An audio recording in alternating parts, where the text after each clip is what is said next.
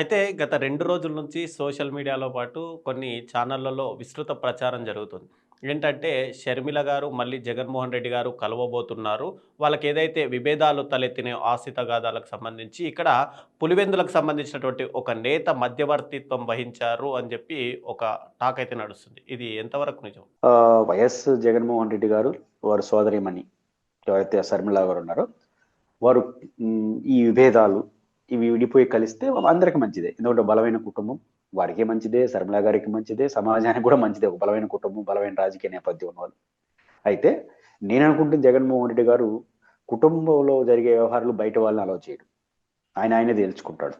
కాబట్టి కుటుంబంలో ఉన్నటువంటి విభేదాలు లేకపోతే వ్యక్తిగత సమస్యలు ఉన్నప్పుడు ఇంకొకరు జోక్యంతో ఆయన పరిష్కరించు అంత బలహీనమైనటువంటి నేపథ్యం కూడా వాళ్ళది కాదు. కాబట్టి ఓపెన్ అని కొన్ని కారణాలతో విభేదించినట్టున్నారు.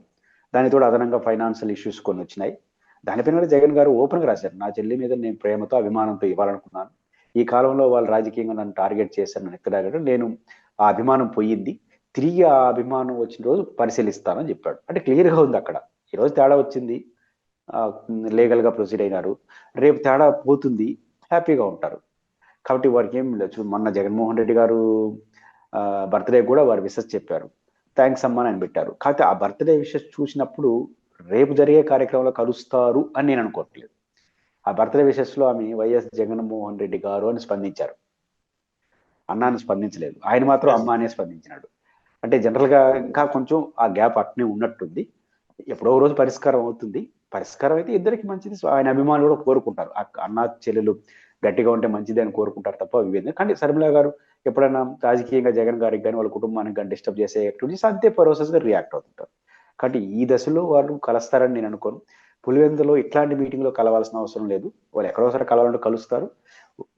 శర్మిల గారు జగన్ గారు ఇద్దరు అనుకుంటే తప్ప వాళ్ళు కలవడం జరగదు. మూడో వ్యక్తి ఎవరో జోక్యం చేసుకుంటే జగన్మోహన్ రెడ్డి గారు ఈ విషయంలో యాక్సెప్ట్ చేయడు. అంత పరిణితి చెందినటువంటి అంత నిర్మోహమాటకమైన మనస్తత్వం వాళ్ళది, కుటుంబాన్ని. కాబట్టి వాళ్ళిద్దరు అనుకుంటే జరుగుతుంది. వాళ్ళిద్దరిలో ఒకరు అనుకోకపోయినా, ఇద్దరు అనుకోకపోయినా, ఇంకో 100 మంది పక్కన అనుకున్నా అది జరగదు. రీసెంట్‌గా వైఎస్ జగన్మోహన్ రెడ్డి గారి పుట్టినరోజు సందర్భంగా రాష్ట్ర వ్యాప్తంగా కొంతమంది రక్తదాన శిబిరాలు నిర్వహించారు. కొంతమంది ఏందంటే అత్యుత్సాహంగా జంతు బలులు నిర్వహించారని చెప్పి పోలీసులు కేసు నమోదు చేస్తున్నారు. అయితే గతంలోనూ ఏవైనా సినిమా రిలీజ్ టైంలో కూడా ఇలా ఎన్నో జరిగిన సందర్భాలున్నాయి. కానీ అప్పుడు నమోదు గాని కేసులు ఇప్పుడు ఎందుకు నమోదు చేస్తున్నారు? అంటే నమోదు వెనకాల రాజకీయంగా కోపతాపాలు ఉండొచ్చు, కానీ at the same time Jaganmohan Reddy గారి జన్మదినం అద్భుతంగా ప్రపంచవ్యాప్తంగా జరిగింది.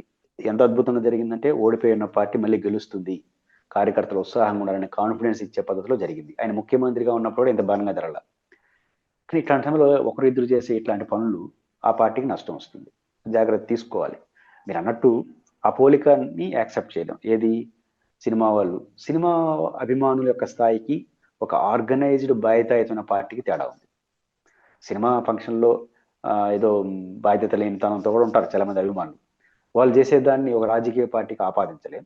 కాబట్టి వాళ్ళు చేసిన తప్పే ఎవరు చేసిన తప్ప జంతు బలులే కాదు, అది మంచిది కాదు, మంచి సిగ్నల్ కాదు. జంతువుని దాన్ని కోసి కూర వండిని తింటారు, బిర్యానీ అయినా హోటల్ అయినా. కానీ ఇదిలో కొట్టడానికి దాన్ని కోసి వండడానికి చాలా తేడా ఉంటుంది. కాబట్టి ఇది మంచి సిగ్నల్ కాదు. కాబట్టి వైఎస్ఆర్ కాంగ్రెస్ పార్టీ నాయకులు కేసు పెట్టడం నేచురల్గా కోపాలు ఉంటాయి, అవకాశం దొరికినట్టు పెడతారు, ఇది వాస్తవమే. బట్ వైసీపీ నాయకులు కూడా ఇంత అద్భుతంగా ప్రపంచం అంతా జరిగి అనవసరంగా 1-2 చోట్ల ఇటాటివి ఆ రప్పాలు 1-2 చోట్ల ఇది మంచి ఇమేజ్. జగన్మోహన్ రెడ్డి గారి బర్త్డే ముఖ్యమంత్రి అయిన దానికన్నా బెటర్ గా జరిగింది. ఇప్పుడు ఇది ఎంత సంతోషకరమైన వార్త. దీన్ని ఎక్స్పోజ్ చేయాలి, ఎందుకు వచ్చింది ఈ మార్పు అని. ఇట్లాంటి 1-2 వచ్చి అనుకో మీ రాజకీయ ప్రతినిధులు దాన్ని వాడుకుంటారు. కాబట్టి వైఎస్ఆర్ కాంగ్రెస్ పార్టీ ఇట్లాంటి అనుభవాలు తీసుకొని ఇట్లాంటి భవిష్యత్తులో జరగకుండా చూసుకోవాలి.